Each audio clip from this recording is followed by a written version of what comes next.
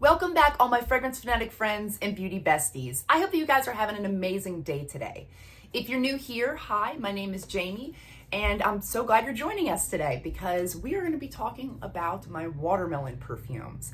I love the note of watermelon. So not only are we going to talk about some of the watermelon perfumes that I love in my collection, I'm going to talk about some of the watermelon perfumes that I'm not a huge fan of in my collection, and everything in between. So I'll leave the links to all the perfumes we're talking about in the description box below. If any of them are Amazon links, I do get a commission for that. So without further ado, let's get started.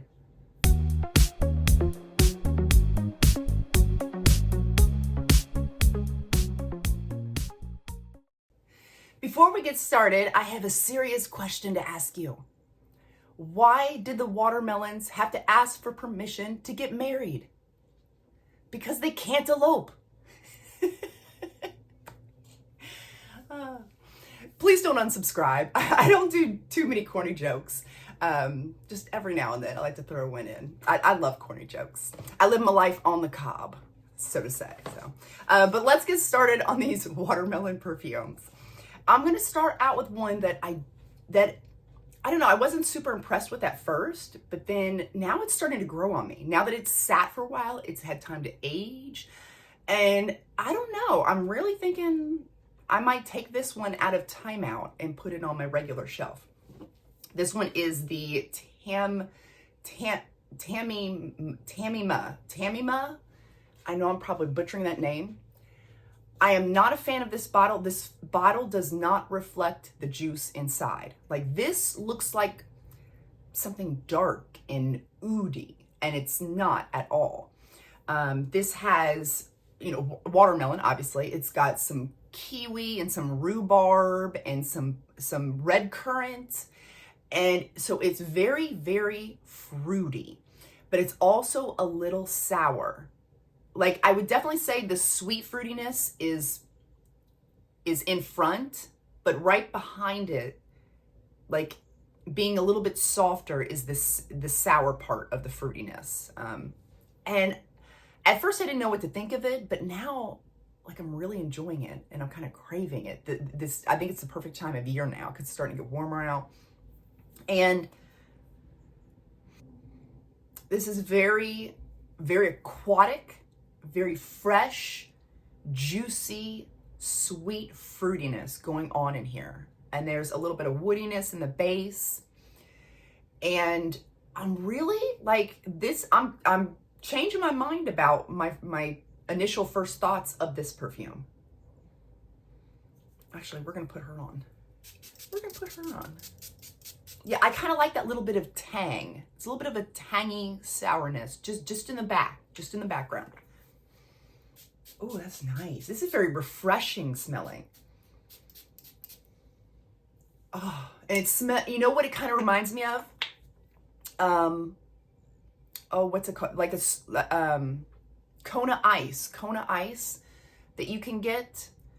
They, like, the trucks that drive up and the ice machines, and you can, like, choose your own syrup that you want to put in the Kona Ice.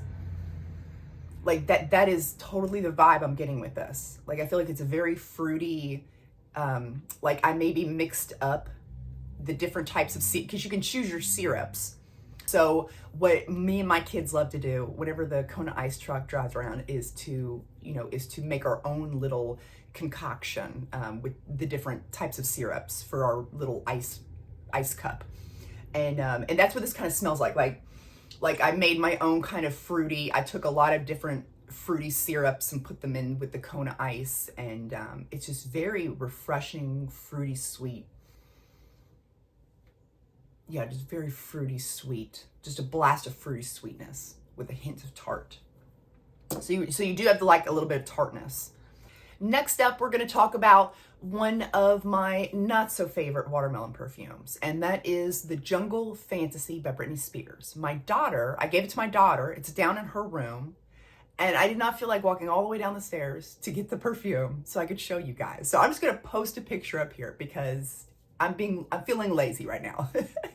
But as you can see, I have like a lot of the fantasy collection. I love those perfumes. I love collecting them.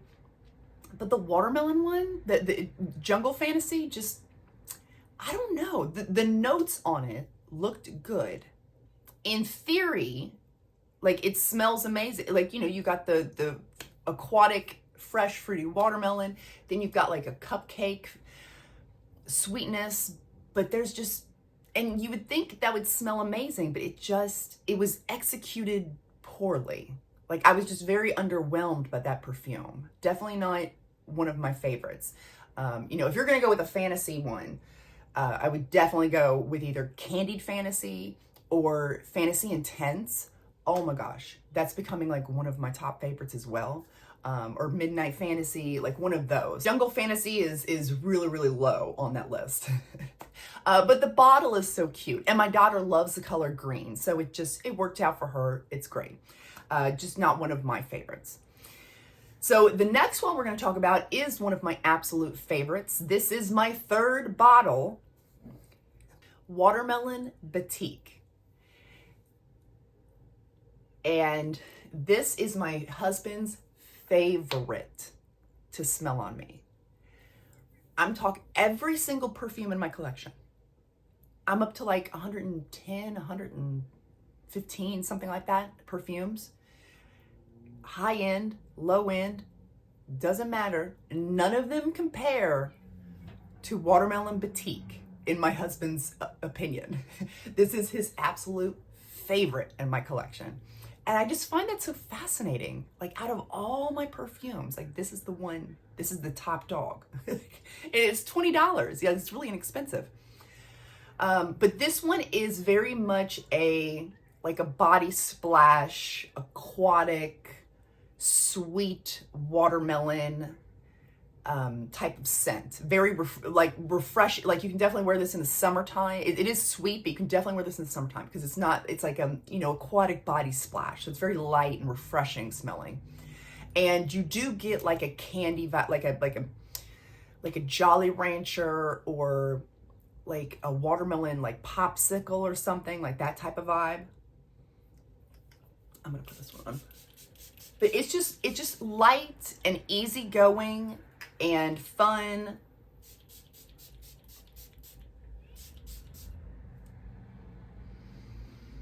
Oh, just sweet, refreshing, just really easy reach. Very nice, fruity, easy reach. And I love it.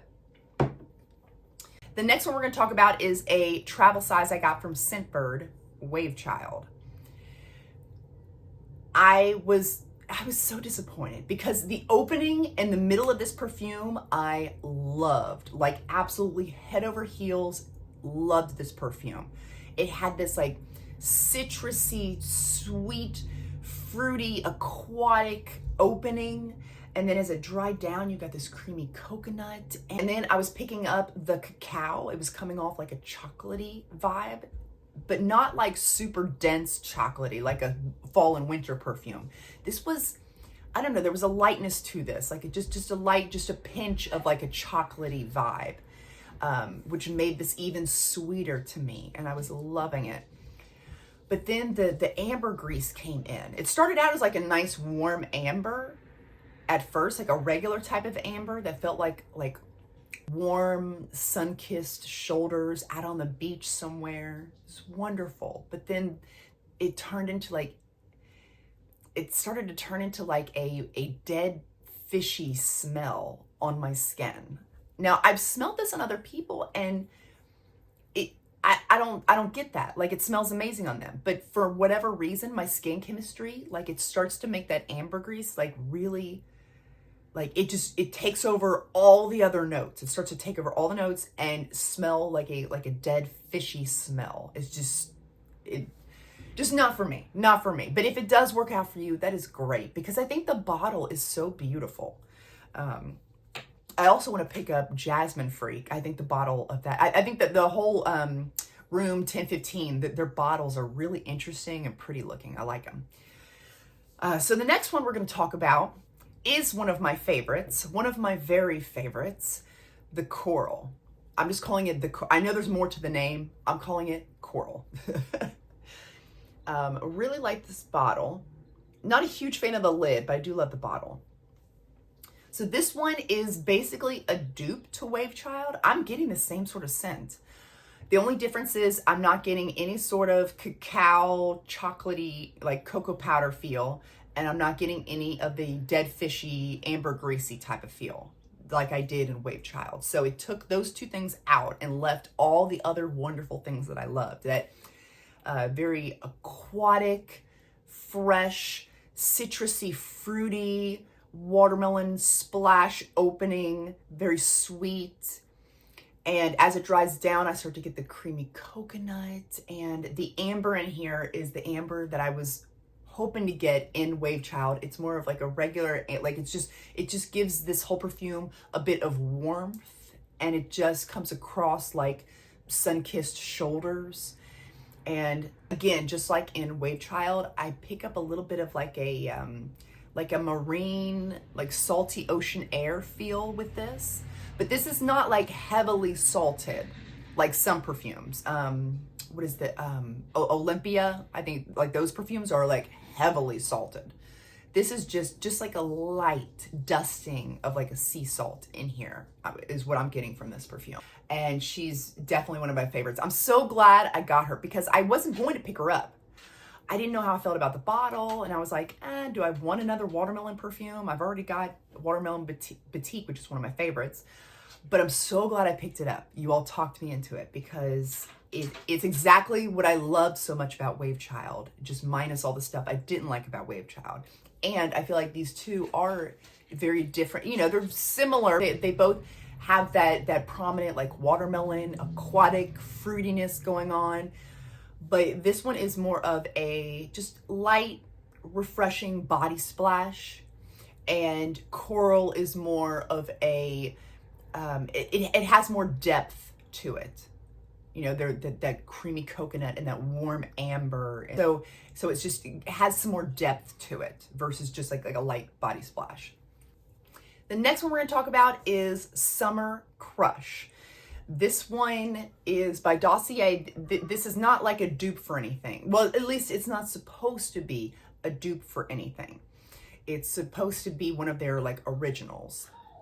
But I will say there are some strong similarities between Coral and Summer Crush. With Summer Crush, I'm also getting a salty watermelon, aquatic, and as this dries down, you're getting that creamy, sweet coconut, vanilla muskiness going on, and it's just it just smells like summertime in a bottle. And if I were to compare these two, like I said, they're so similar, but they're very different in a way. The Summer Crush, the watermelon does not last as long, and this is creamier, a little bit thicker and creamier. This one, the watermelon lasts longer, and it's a little bit more aquatic overall versus the Summer Crush. And also this one has, like in the dry down, it's so creamy and thick. It kind of comes off like a tropical tanning lotion, like a coconut tropical tanning lotion. This one doesn't in the base. I don't get any sort of tanning lotion vibe from this one. And same thing with the Watermelon Batik. I don't get any sort of tanning lotion vibes with that either. I'm saying that because I know there's some people out there that will ask me, because some people really strongly do not like the coconut tanning lotion type of smell. So yeah, you don't have to worry about it with these two, but you do have to worry about it with this one. And as far as Wavechild, no, I'm not getting a tanning lotion vibe with that one either. And then also the Tammy, we're just gonna call her Tammy. With this one, I'm not getting that coconut suntan lotion either. So if I had to, recommend just one of these perfumes, oh my goodness, it would probably be Coral, because it's the best of both worlds. You're getting that, you do get the fun, fruity, aquatic atop like this one, but there's still some depth to it. And so you're getting that both, and you still get the salty ocean air mixed with the watermelon like you do in Summer Crush. So you get a little bit of that as well. So I feel like this is like a good mixture. Out of all my watermelon perfumes, I feel like this one would probably be the one I would recommend the most.